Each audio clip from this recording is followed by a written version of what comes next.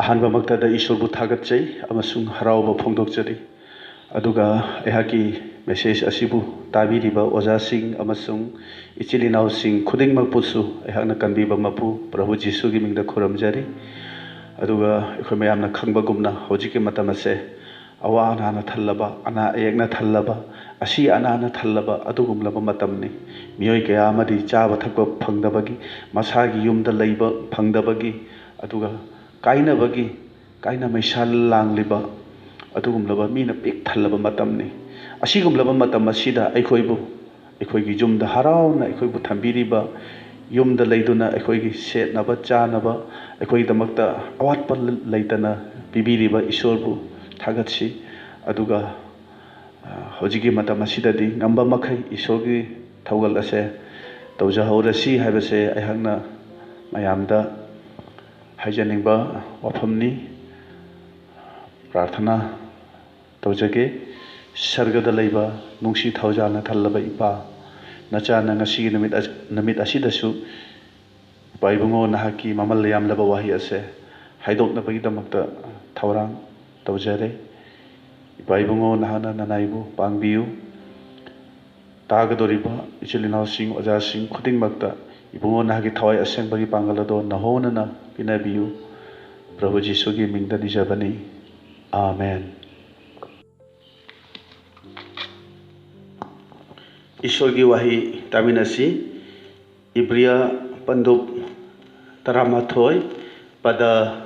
तरामापंदगी ईश्वरना इसाकपु हिंगतहनबा ngami हाइबसी अब्राहमना खंगलम्मी तसेंग तसेंगना हाइरबदा अब्राहमना इसाकपु शिरुबदगी अमुक हन्ना फंगलम्मी तामिनख्रबा शास्त्र की वाही ताजरीबा इखोय पुमनमकी मथक्ता इबुंगोना नहोनना बोर पिनबिबा ओइसनु amen. ngasi numit asida ahaki message asigidamक्ता थमजरीबा थीम हिरम अदुदी नाहकी पुनिंगदा करी खल्ली नाहकी पुनिंगदा करी खल्ली हाइबसिनी अनौबा वालेपनबगी अहानबा वाही असे अब्राहम की मचादगी हवी अदुगा अखोयना खंगी मदुदी अब्राहमबु वायन की ममांगदा ईश्वरना सर्गदा पुखतखी मदु करमननो अखोयना हाइबा ngamde अदुबु अखोयदी मदुगी वायन अदो ngairiबनी लाइनिंगथौ इबुंगोदी ताइबंगपानसिगी मपुनी मागी थबक पुंबा अखोयना खंगदे अखोयदी लैताननी चफु साबदुदी महाकनी अदुगा अखोयना महाकी तौरिबा थबकसिंग अदुदा वहंग करिसु तौनिंगाय लेते महांगना अखोयबु सेमनिंगबा मवंगदा सेमबा सानिंगबा मवंगदा साबा अमसुंग थमनिंगबा मफमदा थंबा ngami हाइना आइजाया 64 की 8 अदुगा रोमान चैप्टर 9:21 दा हाइरी मागी थबक खरदा अखोयना खंगबा ngamद्रबदी लांबा फंगद्रबदी असुमना खनसी मदुदी अखोयदा लैरिबसिदी काप मचा अमनी अदुगा महाकीदी समुद्रुनी अदुना समुद्रु अदो काप मचादा चल्लोय हाइबसिनी ईश्वर की अथोइबा मनाई ओरिबा पोल मकनसु हाइरी हौजिक अखोयना मिंगसेंदा ममली ममली उबदी अदुबु तुंगददी माइगा उनरखिगनी एन हाइरी हौजिकती अइना मचेता खंगी अदुबु तुंगददी अइबु सेंगना खंखिबगुमना अइनासु सेंगना मपुंग फाना खंजगनी हाइना 1 कोरिन चैप्टर 13 की 12 ता हाइरी अदुना अखोय वहंग खरगी पाउखुमदी पृथ्वीसिदा नतना सर्गदा फंगनी हाना अखोय खनसी अदुना अखोयगी अनोबा वालेपनबसे अब्राहम की धरादगी हवी अदुगा लाइरबा लाजरना सीरबदा अब्राहम की मथादा महाकु उबा फंगी ईश्वरना कनबिरिबदो अब्राहम की धरानी इब्रिया अनीगी 13 ईश्वरना सर्गदूतपु नते अदुबु अब्राहम की धराबु मतेंग पांगबी ngaksenbi हाइना हाइरी सकयाबु अब्राहम की मचानी हाइना हाइखिबनी जीसुना फनखिबा मखांग कोंथरबी हनुबिदुसु अब्राहम की मचानुपीनी हाइना हाइरी महाकु चही 19 चुपना सोलहनबगी थवाइना मनम पोंदुना वहलंबनी ईश्वरना अहानबा ओइना मरुप हाइना कौखिबदो अब्राहमनी अदुना अब्राहमना ईश्वरबु करम्बा मवोंगदा थाजखिबनो मागी वारी तना रोमियो पंदु मरी असे पिकथल्ली अंगक्पा थाजबनी महांगना निंगबा कायदुना आशा लेत्रबा मतमदसु खौरांगना निंगदुना थाजखी हाइना रोमियो मरीगी 35 यावरी पोलनसु अब्राहम की नुपी साराबु पांदम ओइना हाइरी मिनाइबु तांथोगु अदुगा निंग तंबगी मचागी ममा ओयु हाइना हाइरी अदुना ngasiगी नुमित असिदा हाइरिबा नुपा अब्राहम की पुंसीदगी मरु ओइबा वारी मतेक अमदंग लौथोक्तुना मयामदा ईश्वरगी वहाय असि शेयर तौजगे नोंगमा नुंगथिलगी सारबा मतमदा अब्राहमना महागी संगदुगी ममांगदा फमलिङैदा ईश्वरना लाकपदु उखी हेक उबगा महांग हौगत्तुना चेलगा खुरुमजखी अदुगा पिजा पिथक तौजदुना पोथाहनखिबनी ईश्वरबु हेक उबदा महांगना चेनसिनजबदो येंबियु ईश्वरना महाकपु कौथोकपिदबगी मतुंग असुक सांगलबा चही असे महाकी हाइजबा ईश्वरना ताबिखिदे अदुबु ngasisu महाक ईश्वरबु उबदा हौगत्तुना चेलिबनी महाकी असिगुंबा मतौ असे अखोइगी इरक्ता यावरिबरा मसी अखोइगी दमक तमजनिंगाय अमनी मियोय खरदी हाइजबदी लेप्ते अदुबु पाउखुमदी फंगबा लेते तौगुबसुं मखोइना खल्ली अइना हिंगलिङै मतमदा अइगी अपामबसि थुंगद्रबसु अइना सिख्रबा मतुंगदा ईश्वरना निंगसिंबिरबसु फरे हाइना खल्ली अदुबु मियोय खरदी मतम खरदंग हाइजरगा ईश्वरना ताबिद्रबदी हाइजबदु तोक्थोए अदुगा अइगी हाइजबदी ईश्वरना ताबिद्रे खंदुना बैकस्लाइड ओइदुना हिंगबा यावनरी अदुना धर्म चेनबसिंगना थाजबा अमदी हाइजबदा निंगहनरबदी ईश्वरगी थवाइना पेनबा लैते हाइना इब्रिया 10:29 हाइरी ईश्वरना पामदबसे हाइजबा तोक्थोकपसिनी अदुबु अब्राहमगी थाजबा महाकी थाजबदुदी हनबल लैते महाकी पुंसी अदो अखोइगी दमक्ता तमजनिंगाइनी अदुगा हाइरिबा ईश्वरना अब्राहमदा सक उतखिबा मतमदो अब्राहमना चही 43 सूरे मतमदुदा ईश्वरना मचानुपा अमा पोकनी हाइना ताकपिखि अदुबु साराना चही 30 अदुगा अब्राहमना चही 100 सूरबदा मचानुपा इसागदो फंगजखिबनी चही 100 सूरबदा अब्राहमना मचा फंगबदुदा महाकी पुंसीदा फर्स्ट प्लेस ईश्वरना ओइरबदो ईश्वरगी महुत्ता मचाना महुत सिनखि अदुगा सेकेंड प्लेसदा ईश्वरदु थमखि अखोइगी पुंसीदसु ईश्वरगी बोर फंगबदगी बोर अदुदा हराव मनखिदुना ngaवखिदुना मदु खक्तदा थवा यावसिनखिदुना थबक चिंदुना करी ओरके हाइबबु अहानबदा ईश्वरबु नुंसिरंबा मदुगी चांगदो हंथरगी अदुना अब्राहमगी मतवदुदा ईश्वरना चांग येंखि मैहोरोन 22 अमसुंग अनि अदुदा चांगेंग अदुदी नाहंगना नुंसिजरबा नाहकी अमत्त ngaइबा नचानिपा इसाकबु कथोउ हाइना अब्राहमदा ईश्वरना हाइखिबनी अदुना अखोइना खंगदोबदी ईश्वरदगी हेना करिगुंबा पोसक अमदा हेंजिनना पुकनिंग थमलबदी मदुदा ईश्वरगी चांगेंग लाई हाइबसिनी थाजबा अखोइगी पुंसीदसु येंबियु ईश्वरदा नतना अतोप करिगुंबा अमदा हेना नुंसीबा हेना थाजबा नत्रगा पुकनिंग थमबदा थाजबा अमगी पुंसीदा मागी पुंसी अदुदा अहोंगबा अमा अखोइना उबा फंगबनी अदुबु अहानबदा ईश्वरबु थमलगा ईश्वरगी दम खल्लगदी टॉप टॉप इंथबा हराव नोंगाइबा अमा फंगबनी अदुगा मदुना अखोइगी पुंसीदी इंटेंशन इज इंपोर्टेंट नी अखोइगी पुकनिंगी अपाम्बा नत्रगा पुकनिंगना खल्लिबदो यामना मरुओय मरमदी मदुगी मतुंग इन्ना अखोइगी पुंसी मरेत असे ओइरिबनी अदुना ईश्वरगी वाहिती हिंगलिबा थबक तौबा ngamba मया अनि पानबा कबाक थांगदगी हेना थौबा पुकनिंगबु अमसुंग थमोइगी वाखलबु खांगबा ngami हाइना इब्रिया मरीगी 32 दा हाइदि अदुना ईश्वरगी वाहिना मियोइबा अमगी पुकनिंग वाखल अमसुंग पुंसी मरेलसे hekta laina khangba ngamibani machagi maramna Abrahamgi pukningda ahongba lakpado Ishwarna khangi aduna magi damak changeng ama tauge hana khanki aduna Abrahamgi damak Ishwargi changeng adudi machanupa bu mayai da kaklaga mai da thaduna Ishwarda katpaduni aduna Abrahamna machabu Ishwarda kathokna namba Moriagi lamda leiba ching amada puringeda channi nariba nahasingduda hairagi nakhoi mafam asida leiramu aiga nipa macha siga Ishwar khurum luraga akhoi amuk halakani masida Abraham ki thajabadu sengna uba phangi madudi macha nupa adu yauragani akhoi amuk halakani yan haibasi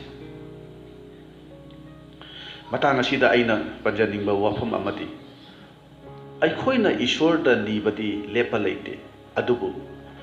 मागी अवाबदुदा ऐसु सरु खरा याजगे हाइना नीबा याउखरबरा हाइबसिनी ईश्वरना चाहि लिसिंग अनेगी मतुंगदा मांगना उगदबा मचा काइनाबगी मचाना अवाबा खांगलगा क्रॉसदा सीगदौबदुगी मैचाक अदुगी सरु खरदन Abraham की मफमदा ईश्वरना share तौखी Abraham da maru oina Ishwarna khanghaning base icha nupa na si basi kari phawi karam tawi madu khangu haibani Paul na su Philippian 3 gi 10 da hairi Jisuna awa na khangba du da saruk phangna bado khangba pami hana ai khoi gi apamba ni badi yamna hai thawai yawi aduna mathi taret Bible ki maming chatpa chinpha pandu padadi imung manung kharadadi phaglang da iraga thenari bani adubu Ishwar di tumhanma ngamba mairi ni hingliba Ishwar gi khutta taba akibagi masakni haibasidi mina kaya pamdaba wahi ni aduga masigumba wahi sidi phaglang da ina thetbasu ude adubu Prabhu nangna aigi damak nangkhiba khangkhiba dugumna aina su nangi damak khangjage haina asumna haijabasidi kanana su pamlo asumna haijabase akhona kya taba phangdabani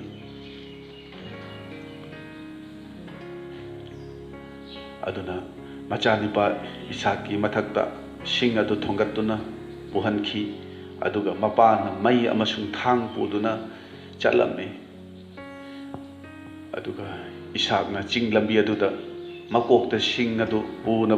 mapada hangjaki ipa ibungo mai sing amasung thang su leire adubu mai da thadu na katkadoba yawdudi kadai da no Abraham na hairami mai da thadu na katkadoba yawdo mapu ibungo na bibirakani haina khumki adubu mafam adu yawragadi yengbiu marup sing Abraham na sing do maron longkhatli machabu thauri na pundu na paikhatli ba sing adu hapkatli adubu machani badu na di karishu haide aikhoi gi ipana taibang pan bagi aikhoi gi ipana aikhoi da asumna tawrak labadi ipa singaure ipa se sengdaba thawai na loina re haina haigani aduga amuk Ishwarna aikhoi mapa oiba singdasu nachabu asumna kathogu haina haraklabadi aikhoi na madugi ona dena bad masidi shaitan gi khonjel ni khanduna shaitan bu chaigani shaitan bu tanthokna na ba aikhoi na haijagani aduna aikhoi na accept tawbasidi aikhoi gi pamjabadu khaktani pamdabadu di Ishwar gi khonjel natte haina aikhoi na khalli adubu Abraham na di Ishwar gi khonjel ase mayak seng na khangkhibani makhoi ani gi mari do Bible la seng na uba phangi madudi Ishwar na Abraham haina hek kaubada ai asida laijare asum ne hekta khumbi Abraham gi available oiba mong do yengbiu Abraham na machabu hat kya na thang adu haigalakpada Ishwar na angang du da khut thaganu haina laurakhi nangna ibu kina chatle haibase ai sengna khangle hana Ishwarna hairakibani aduna machani ba adugi mahutta maninglomda leiriba mongsongduda machi adu yetchinduna leiriba yaw laba amadu पुरक्तुना मईदा थादुना ईश्वरी मफमदा कत्खिबनी हंगबा याबा वाफमदी अशुक साथीख्रब कथोपगी थबक असे Abraham न करमना याखिबनो हाइबसिनी मधुगी पाउखमदी इब्रिया बंदुक 13 की 13 असिद हाइरिबसिनी मधुदी इसाकपु असीबसिंगी मरक्तगी ईश्वरना हिंगथानबा ngami हाइना अब्राहमना खनखि अदुगा पांडम ओइना इसाकपु अमुक हन्ना फंजखिबनी इसाकपु हिंगनबा ngamba मतिक लेबा ईश्वरने हाइबसि माहना करमना खंगबनो अब्राहमना मचाबु कथोकनबगी दमकता चटना खल्ली अइना चाही चामा अदुगा साराना चाही 40 सूरगा इचानुपा असे अखोइदा पिबिरबदी ईश्वरगी याथंग इंदुना इचासिबु हालसु ईश्वरना अमुक हिंगथानबा ngमगनी मदुगी मतिक लेबा ईश्वरने हाइना अब्राहमना खनखि अब्राहमना चाही 15 की ममांगदा ईश्वरबु खंखिबदो महाकु थाजखिबदो ngasisu अब्राहमगी थमोइदा लेंदना थमजिनजै अब्राहमगी थाजबा चेतपा पुनिंग चेतपा मवंग असे खंदुनि येंबियु अखोइगी पुनिंगदि करी थमली अखोइगी पुनिंगदा करी खल्ली मसी खंथनिंगाइनी अखोइगी पुंसीदा थोखिबा हराव नुंगाइबगी नत्रगा अवाबगी थौदोकसिंग अदु मदु खक्ता निंगसिंगलगा अखोइ हिंगलिबरा नत्रगा अतोपन अइबु ngang चैखिबा नोकनखिबा सिंगदो निंगसिंगलगा मी अदुबो नुंगसिबा ngamdaduna अखोइगी पुनिंगदा होजिकसु लैरिबरा अयोंदगी लौखरगा सिंगखिदबदो निंगसिंगलगा अखोइ ngasisu हिंगलिबरा असुमाना अखोइ अयामबदी ईश्वरगी ओइबा थवाइगी ओइबा अफबा मखै अदो काउथोकलगा ताइबंगपानगी ओइबा अमोटपा कानदबा मखै पुंगनिंगदा थमजिलगा धर्म चेनबा सादुना अखोइ हिंगनरिबनी मसीगी मरमना सिंगलुपता नुंसिनदबा अदुगा इमुंग मनुंगदा तिनबा यादबदो थोकलिबनी अमोटपा फत्तबा पुंगनिंग वाखल अदुना नंग अइगी पुनसिबु लमजिंगबा यावरिबनी हाइबदो अखोइ खंगसि अदुना पारो मरीगी कुनहुदोइदा अखोइना खल्लिबा वाखल अदुना पुनसिबु लमजिंगबनी हाइना हाइरि be careful what you think because your thoughts control your life हाइना हाइ your thoughts control your life मरम असिना अइगी पुनिंगदा थमलिबदुना नत्रगा अइगी पुनिंगदा खल्लिबदुना हिंगबगी लंबीदा अइबु लमजिंगलिबरा हाइना खनछि नत्रगा असिबगी लंबीदा अइबु लमजिंगलिबरा हाइबदो मदो मुन्ना खंथसि अब्राहमनदी निंगबा कायरबा आशा लेत्रबा मतमदसु महाकनदी आशा तौदना ईश्वरबु थाजखि असिगी मरमना इसाकबु फंजखिबनी अदुना मचाबु कथोकलबसु ईश्वरना अमुक हिंगथानबा ngमगनी हाइना महाकना खनखिबनी अखोइना खंगी मदुदी अब्राहमना मचादु हातखिदे अब्राहमना मचादु हातखिदे हाइबदो खंगी अदुबु बाइबलना हाइदि मचादु सिरबनी हाइना मरमदी अब्राहमना इसाकबु सिरुबदगी अमुहना फंगलमी हाइना हाइरि मरमदी अब्राहमना मचाबु हातनबगी दमकता थांग हाइगतुना थौरांग तौखरबनी खंगमिनबा याबदी पांडम ओइना इसाक असे प्रभु जीसुगी खुदम अमनी ईश्वरना जीसुबु अमुक हन्ना हिंगत हनखिबदुगी खुदमनि हाइबे याय ngasiगी नुमित असिदा मरु ओइना अइना मयामदा थमजनिंगबा वाफमदी अखोइ करम्बा पुंगनिंग वाखलगा लोइनाना हिंगलिबनो मीबु ngakpiba मीबु कोकपिबा ngamdaba वाखलदा हिंगलिबरा नत्रगा अइगी असोनबा मतिक चाबदु मदु खक्ता खल्लगा सोथरगा हिंगलिबरा दाविद नदी इबुंगोगी मायोक्ता नानाइना पाप तौदनबा थमोइ नुंगदा इबुंगोगी पुयादो चेतना थागोनजरे हाइना लाइसोलिसि चामगा 17 की 13 दा हाइरि नंगी थमोइदा थमजिलिबदो करी करीनो हौजिकती मदु अखोइ मुन्ना वाखल तौरसि हौजिकी मतम असे यामना फत्रबा मतमनि अदुना पुंगनिंग होंदुना ईश्वरदा चेतना लेबा मतम अदुनि हाइबदो अखोइ खंथमिनरसि मरम असिना ख्रिस्टगी वा अदुना नखोइगी नुंगदा मरांग काइना लैसनु हाइना कोलोसियन 3:16 दा हाइरि थवाइगी लंबीदा कानदबा अरेंबा मखैदि अखोइ थादोकलसि अखोइ काउथोकनबा होनरसि मीदा नंगना अफबा तौखिबा नत्रगा नंगोंदा मीना फत्तबा तौरखिबदो यामना मरु ओइना खल्लरोइसी अफावबा पाव संदोकपा अमना असुमना हाइरी मीदा नंगना अफबा तौखिबा नत्रगा मीना नंगोंदा फत्तबा तौरपदो काउथोकलो मसी अनिमक्सिना पुंसीदा निंगबा काइबा पुंसीदा पेंदबा फाहनबनी हना हाइरी अदुना अतोपना फत्तबा nganglakpa अतोपा Meena नंगोंदा फत्तबा तौरका खुदिंगदा असीबगुम ओइरसी Paul na di nungti gi si haina 1 Corinthians 15 gi 31 da hairi asiba mi da di ningam da ba pen da ba asaw ba kari mata phau da bani ai khoi si Jisu ga simin na khrabani haiba se ai khoi ning sing mina si singlup ki mapan da di Jisu na nangi da mak sibi haina hairu badi Jisu kanano khangde aina hairakani aduga singlup ki manung da mioi khara amadi Jisu na cross ta sibadu da aisu sirabani haibasi khangde hari ba wafam asidi Christian aikoi gi yamna maru oiba thajabaduni masi khangdabagi ni masi khangdabagi maram na ni ngasidi Christian singna chawkhattaba amadi papta hanjin na iraknari base अखोना थाजे मदुदी जीशुना फुंबदा अखोजु फुंखरबनी मांगना हिंगत खरे अखोजु हिंगत कनी जीशुना इपा ईश्वर की येता फमली अखोजु फमगनी अदुबु आइना हंगनिबदी अखोजु नोंगमदी मदुदा फंगबनी हाइबसे खंगलगदी ताइबंग पानबगी ओइबा वाहि वाता ताइबंग पानबगी ओइबा अरंग अराक पोचे मयामसिना करिगिनो थाजबगी पुंसी खोंगचत्ता अयतपा अपनबा ओरिबसे अखोई अनौब वालेप नबगी थाजबदा अखोई हिंगलसी अरीब वालेप नबगी नीरगा फंगबदु खक्तता ईश्वरबु थाजबदो मदु अखोई तौररोइसी अदुना प्रभुना अवाबा इकाइबा नंखिबदुदा अखोइसु सरुक फंगमिननबा अखोई थौरांग तौरसी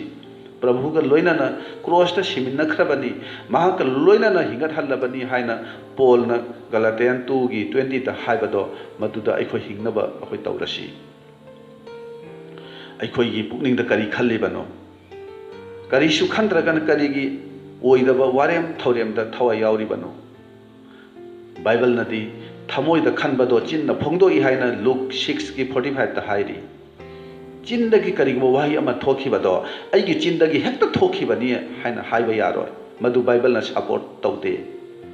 मदुगी वाफमदो अइगी नुंगदा लैबगिनी मदुगी वाफम अदो अइना खनबगिनी अइगी चिंदगी हाइरकलिबदो मदु अइना नुमित कया मदु अइना था कया चही कया दगी मदुता असुम खंदुना लैबगिनी अइगी चिंदगी फोंदोकलिबदो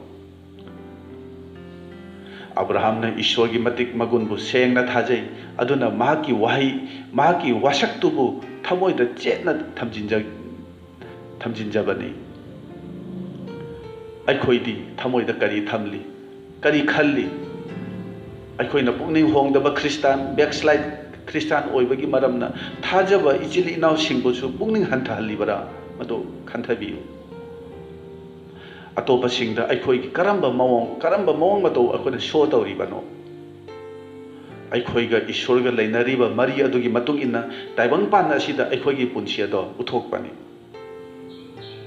अतोपसिंगबो अखोना थौगतलिबरा नत्रगा अतोपसिंगबो अखोना पुंगनिंग हंथहलिबरा मुन्ना वाखल तौसी जीसुगी सेबो खुंबुतरानी अदुगी मनुंगदा अखन्नना तरानी थोइ खंदोगी अमुक तरानिथोय अदुदगी अहुमदी यामना तोपना यामना मरु ओइबा थबक थोरमदा तिनबा अखोइना उबा फंगी अहुमदुगी मनुंगदा अहानबा ओना जीसुना पीटरबु शैतान हाइना चैखिबनी अदुबु पीटरना जीसुबु थादोके हाइना सुखन खनखिदे चैरबसु साउदबदुदा जीसुना नुंसी महाकी मनाक्ता लेंदना थंबिखिबनी अदुबु अखोइदी वही अमतंग मीना हेनख्रबदी मदुगी मही अदो फोंदोक्त्रबसु माइथोंदे कोन सेंगना हेक्ता उबो फंगबनी ईश्वरना मियोबबु सेंबा मवंगसे अंगकपनी हरावरसु पुंगनिंग नुंगाइत्रबसु सावरबसु अदुगा असावबदु लोसिननाबा होनरबसु माइथोंदे हेक्ता अखोइन उबो फंगी लोटपा यादे अंगकपनी ईश्वरगी खुसेमसे जीसुना मखोय अहुमबु तक्तना लोइनै अदुबु पीटरना मनाव अंद्रियागी तमक्ता जीसुदा हाइजखिदे खुदम ओइना मौसी एलाइजाना चिंथक्ता लेंथरप मतम अदुगा अतोप मरुओइबा थौरमसिंगदसु पीटरना मनाव नुपा आंद्रियाबु पुसी हाइना जिसुदा कैदोंगैदसु हाइजखिदे पीटरना जिसुगी रूल्स सेंगना खंखिबने जिसुगी नियम अमदी आइना नखोइबु याननबा चटलोय नखोइना आइबु याननबा आइगी अनिंगबा अपामबदा चटपा ताय हाइना हाइबसिनी ईश्वरबु असुमना थाजदुना नुंगसीबा काथोकपगा लोइनाना मतुंग इल्लिबा मियोइदुबु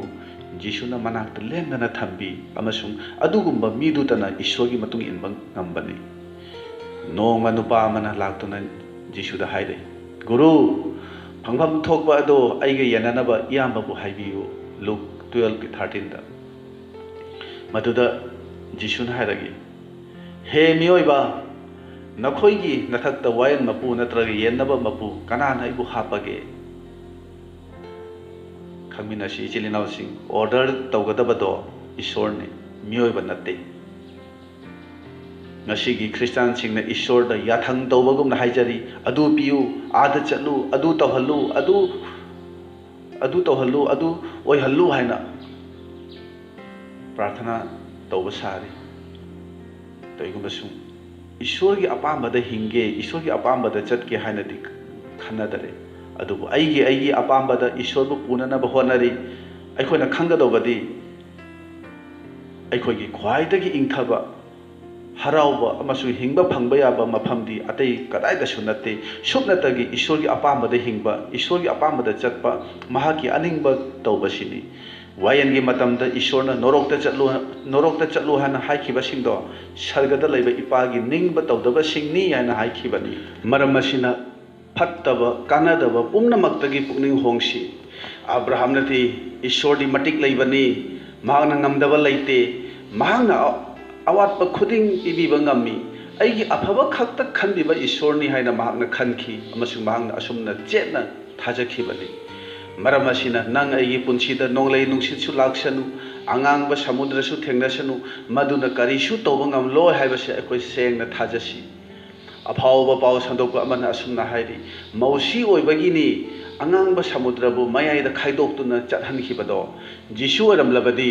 इसिंग मथगसिना चलु चलु हाइना हाइरमगनी जिसुना इसिंगबु मयाइदा खाइदोक्लोय कनाना थिंगबा ngamgani yenge आई समुद्र सिगी मपुनी हाइना मांगना हाइरमगनी हाइना हाइरि अदुना ईश्वरदी मतिक लैबनी आइगी अवात्प खुदिंग पिबीगनी पुम्नमक महांगना मपुंग फानगनी हाइना थाजरसी महाकी वाहिदी अथोइबा लन्नी महाकी वाहिदी अथोइबा लन्नी हाइबसे अखोइ सेंगना खंगमिनदुना थमोइदा चेतना थमजिनजरसी तामिनखरबा वाहियसे अखोइ मयामगी मथक्ता इबुंगोना नहोना बोल पिनबिबा ओइसनु आमेन।